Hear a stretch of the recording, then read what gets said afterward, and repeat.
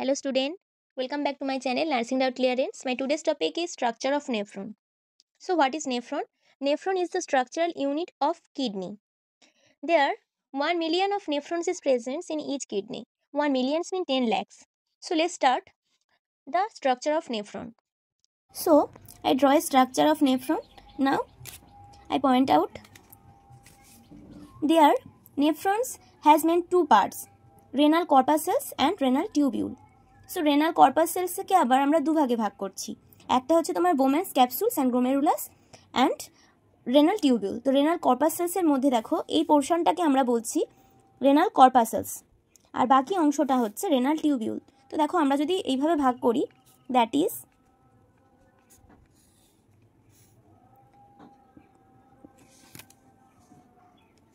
এতটা না,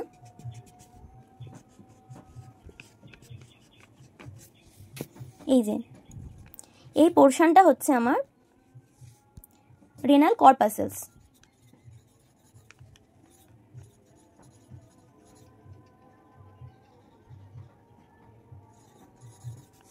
বাকি অংশটা এখান থেকে স্টার্ট করে পুরো এই অংশটাকে আমরা বলছি রেনাল টিউবিউল।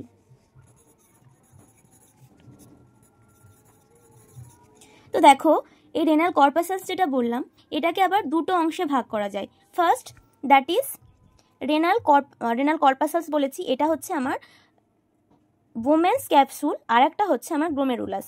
গ্লোমেরুলাসটা কিভাবে সৃষ্টি হয়েছে দেখো, ফার্স্টে আমি দেখিয়ে দিই যে বোমেন্স ক্যাপসুল, এটা হচ্ছে আমার বোমেন্স ক্যাপসুল।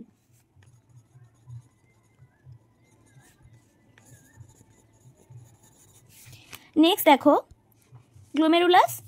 তো আমার এখান থেকে একটা কিন্তু কিছু অ্যাপারেন্ট অ্যাট্রিয়লস এসে বোমেন্স ক্যাপসুলের মধ্যে আছে, এন্টার করেছে, সেটাকে বলছে কি আমার গ্লোমেরুলাস। অ্যাকচুয়ালি কিন্তু এগুলো আর্টেরিয়লস, আবার কিন্তু এখান থেকে ইফারেন্ট অ্যাট্রিয়লস হয়ে সেগুলো বেরিয়ে গেছে। তো দেখো এখানে যেগুলো এলো ফার্স্টে, এটা হচ্ছে আমার অ্যাফারেন্ট অ্যাট্রিয়লস।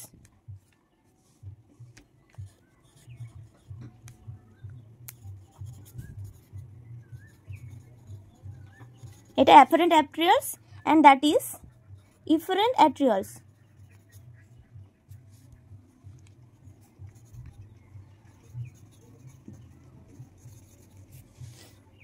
তো অ্যাফারেন্ট অ্যাট্রিয়লস অ্যান্ড ইফারেন্ট অ্যাট্রিয়লসের যে মানে জাংশনটা, ওই জায়গাটাতেই কিন্তু তৈরি হয়েছে কি গ্লোমেরুলাস। তো দেখো এই যে এই অংশটা আমার তৈরি হয়েছে glomerulus.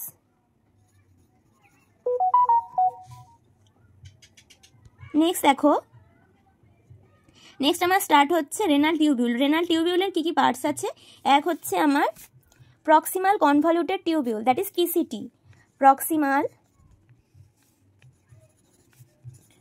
Convoluted tubules.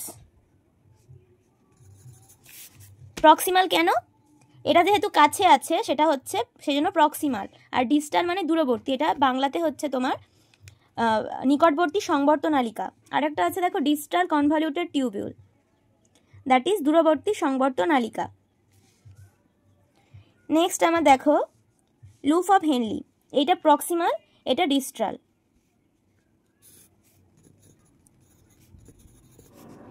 Convoluted tubule. আর এই যে আমার লুপ অফ হেনলি, যেটা হচ্ছে হেয়ার পিনের মতন দেখতে লাগে যে অংশটা, সেটাকে বলছে আমার লুপ অফ হেনলি বা হেনলির লুপ।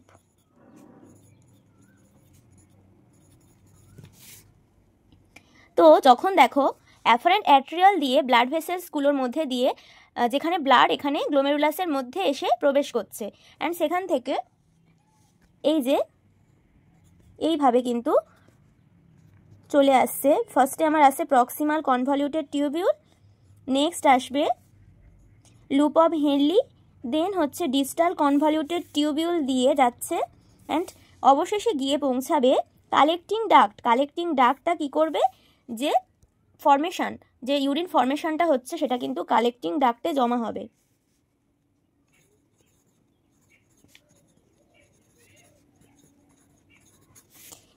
তাহলে কি হচ্ছে দেখো পুরো মেকানিজমটা, অ্যাফারেন্ট অ্যাট্রিয়ালস দিয়ে ব্লাড ভেসেলস যেগুলো আছে সেখান দিয়ে ব্লাডগুলো আসবে।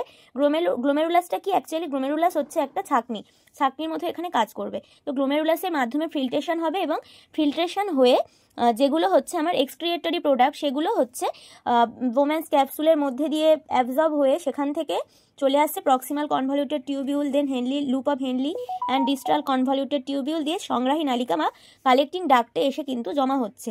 আর বাকি যে প্রোডাক্টটা আমার মানে এক্সক্রিয়েটরি প্রোডাক্টটা বেরিয়ে গেল, বাকিটা কিন্তু ইফারেন্ট অ্যাট্রিয়ালস দিয়ে চলে যাচ্ছে, আবার মেন স্ট্রিমে ফিরে যাচ্ছে, মেন ব্লাড স্ট্রিম যেটা আমার সেখানে ফিরে যাচ্ছে। তো আজকে আমার ডিসকাশন ছিল স্ট্রাকচারস অফ নেফ্রন। তোমাদের যদি এ বিষয়ে কোনো বুঝতে প্রবলেম হয় অবশ্যই তোমরা আমাকে কমেন্ট বক্সে জানাও। আজ তাহলে এই পর্যন্ত, পরবর্তী ভিডিও নিয়ে খুব তাড়াতাড়ি তোমাদের সঙ্গে আসছি। ততক্ষণ সবাই ভালো থেকো, সুস্থ থেকো।